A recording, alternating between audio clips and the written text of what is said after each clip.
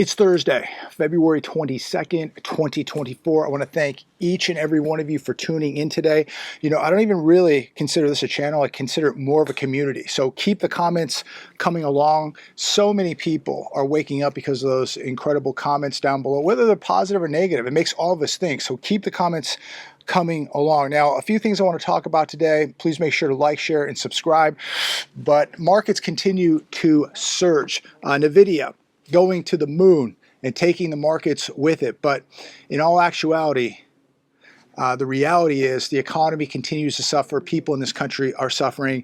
And we, I believe, are seeing more and more cyber attacks. And it's going to really put all of us in jeopardy. And this article today from the New York Post, AT&T, T-Mobile, and Verizon users hit by massive cellular outage. This happened in the United States. This was felt across the entire U.S., and it was even stopping some people from being able to make emergency calls to their police stations. The police were unable to receive emergency calls. Now, I think most of this has been resolved. I think most of these carriers are back up and running to capacity or close to capacity. Marco Rubio said something very, very interesting today because nobody's really saying what caused the outage. Was it purposely done? Was it a cyber attack? Marco Rubio says this is going to be 100 times worse when China invades Taiwan. AT&T experienced the most number of issues with nearly 74,000 reports. This around 4:30 a.m. T-Mobile had more than 800 service outages. Boost Mobile, Consumer Cellular, and Straight Talk Wireless also affected.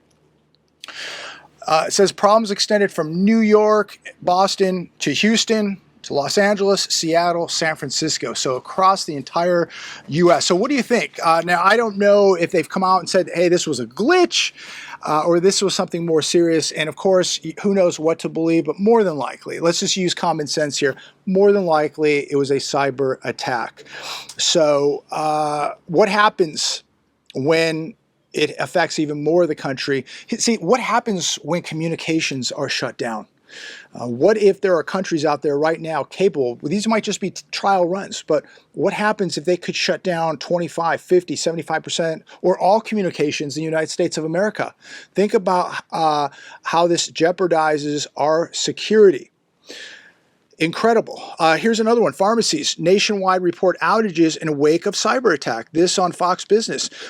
Change Healthcare became aware of the outside threat yesterday. Change Healthcare is one of the nation's largest healthcare technology companies. So there were reports, or many pharmacies reporting that there was delays in getting people their prescriptions. There was delays in processing these prescriptions and getting payment. So think about communications being shut down with our carriers, our phone carriers. And then yesterday we had pharmacies nationwide reporting outages. So think about communication shutdown and people not being able to get their medicine. Not good, is it? So we've all got to continue to prepare for this. You know, we can talk about, you know, a lot of things. But things like this are much more serious than, you know, if the bank is going to charge you a late fee or, you know, the interest on a credit card went up. These are really, really serious events that could really put you in a world of pain if you're not preparing. Think about if you cannot do transactions, financial transactions, you can't get your medicine, you cannot communicate.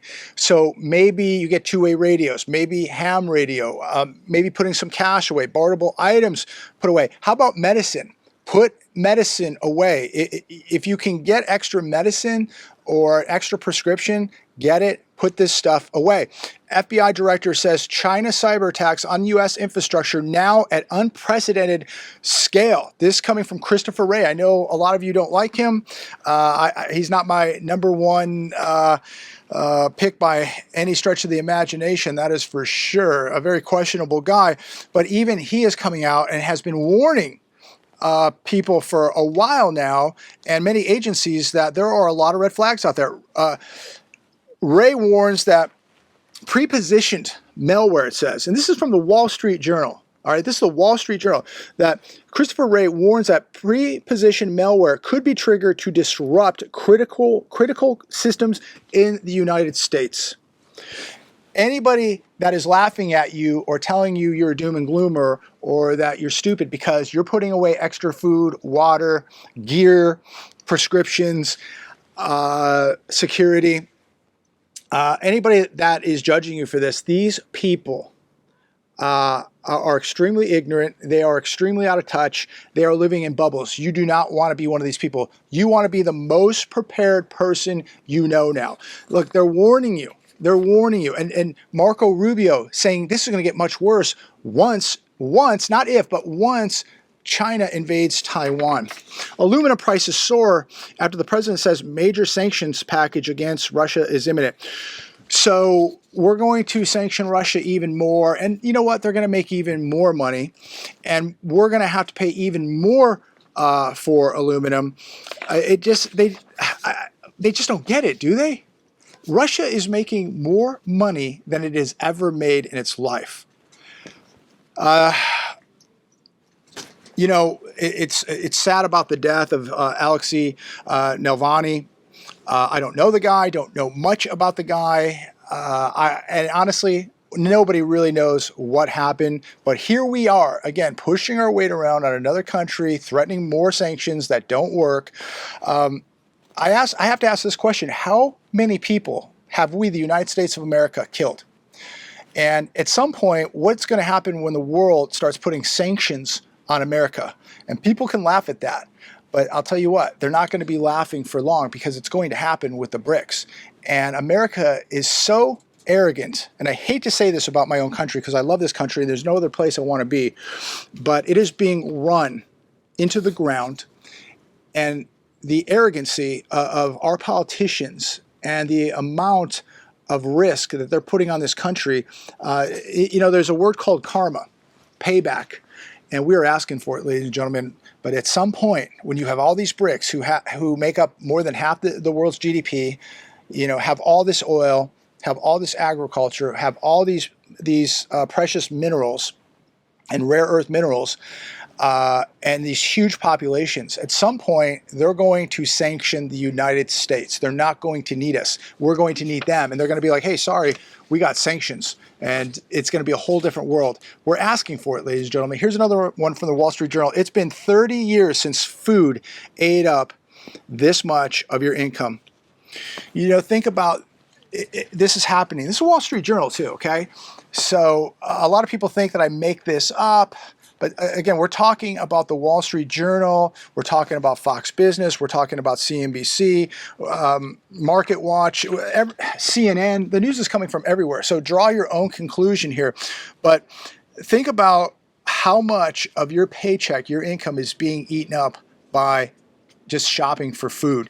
And it's happening at the worst possible time because car prices are at all-time highs, your car insurance is skyrocketing, health insurance is skyrocketing, home prices are still way too high. Most services keep continuing to go up and costing more. So, you know, if all this wasn't happening, people could probably afford to pay a little bit more for food, but they can't because everything else is going up also, and people are getting squeezed. And I don't know, please answer this. How in the world are people surviving at this point? I ask this question daily. Every time I go to the store, I see these prices. I cannot understand how people are doing this. I really cannot. Here's another one. This is from CNBC, nearly 1 in 4 Americans with debt are putting less money towards credit card payments. People are really struggling. That on CNBC today. Americans carried credit card balances averaging $7,932 as of the end of 2023. In 2022, that balance was $6,321. Debt holders say that they put around $363 per month towards the credit card or towards their credit cards in 2023. Think about where we're at now, where millions of people now have got to pay their student loans back. That repayment has begun.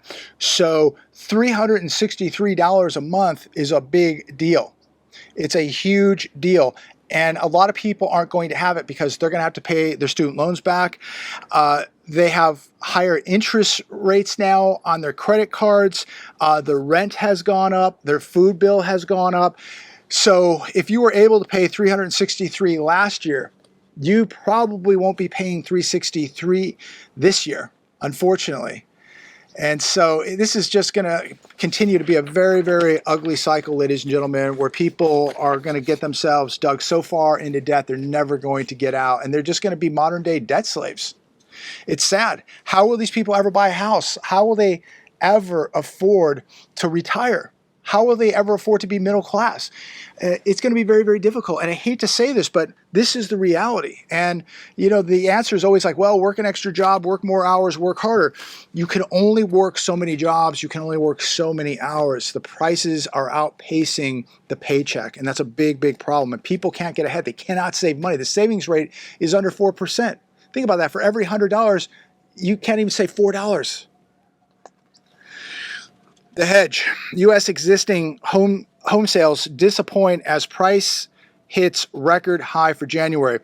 So this was actually put out as really great news today on most of the news channels. Great news because existing home sales were up 3.1% month over month. Now, what they didn't say was they were expecting 4.9%, and also year over year, it was actually a decline of 1.7%. So it's really not good news, but they always try to make it to sound like good news because they want you to go out and buy a house at the worst possible time. They want you to get deeper into debt. They want you to go out and spend as much money as possible to pump up this decaying economy. This, to me, my opinion only, let me know what you think, it's got to be the worst possible time in U.S. history to ever buy a house right now. I would not advise anybody to do it. I would wait. And I say that because, unfortunately, a lot of people are going to be losing their jobs. A lot of people will be losing their jobs. But here's some good news. Initial jobless claims plunged near record low, but Fed questions data's accuracy. Now, even the Fed is beginning to wonder, like, are these numbers even real? With the amount of unemployment, jobless claims, home prices, this economy not really tightening up, how in the world, somebody please explain this to me, how in the world is the Fed going to be able to cut rates? I think that the Fed should be raising rates aggressively right now. I think that's the only way that you fix this. It's the only way you save the middle class. It's the only way you get home prices down to where people can get back in this market and buy is raising rates aggressively. Jobless claims fell to a 5-week low of just 201,000. But again, we know it's manipulated because how many people are working 2 and 3 jobs? So people lose a job, a full-time job, they have to go work 2 or 3 part-time jobs to make up for the loss. And so I think that that plays a big role here. And of course, who knows how they're counting these numbers? Nobody really knows. But even the Fed now questioning the accuracy of this data. You don't have to be a rocket scientist to figure that out, that these numbers do not make any sense whatsoever. Here's one from the Wall Street Journal, a $150 billion question. What will Warren Buffett do with all that cash? Right now, Warren Buffett, Berkshire Hathaway sitting on $157.2 billion. What are they going to do with it? Well, I think, and let me know what you think, I think they're waiting for some big sales coming. I think that Berkshire Hathaway and Warren Buffett knows that we're heading into another big Wall Street crash. And I know people think that that can't happen. It's been 14 years since we've had a recession. It's been a much longer time since we've had a depression. But these markets are so overheated that when this thing comes down, it is going to come down violently. It's going to be something that we have never ever experienced in our lifetime.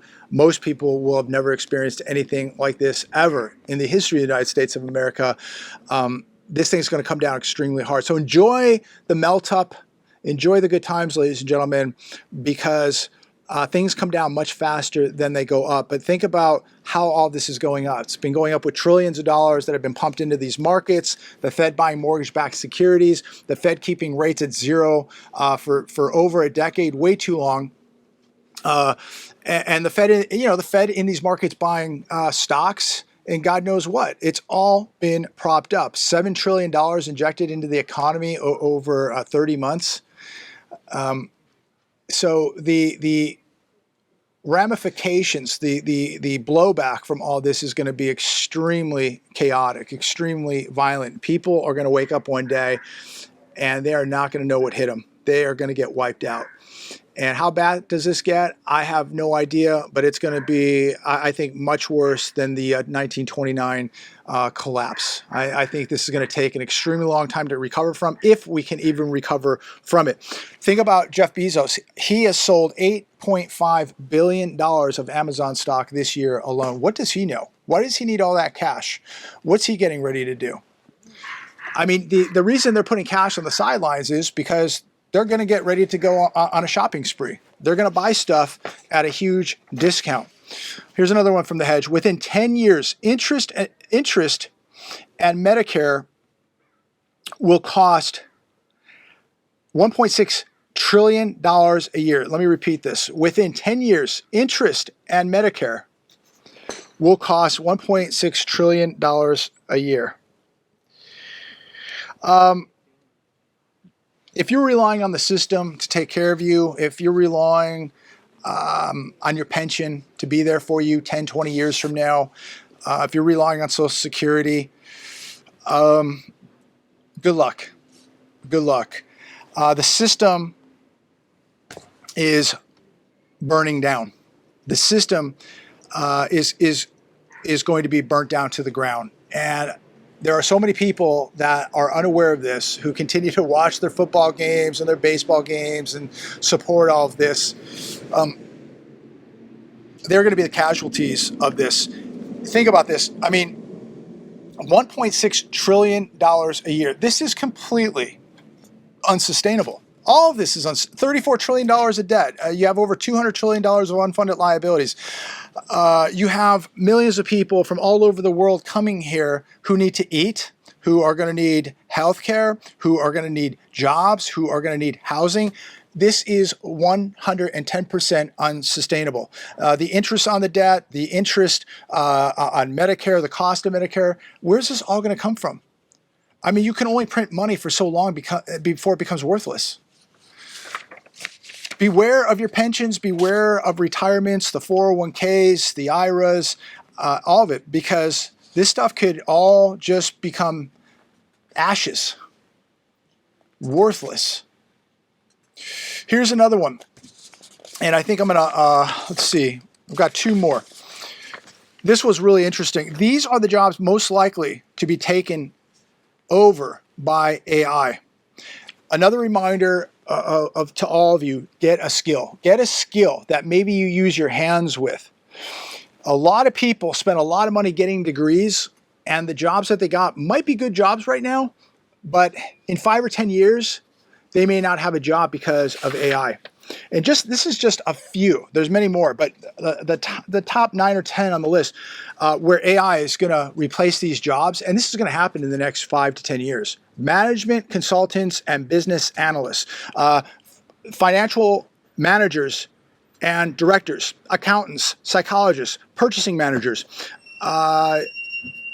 business and financial project managers, finance and investment analysts and advisors, legal professionals, business and related associate professionals. This is just to name a few.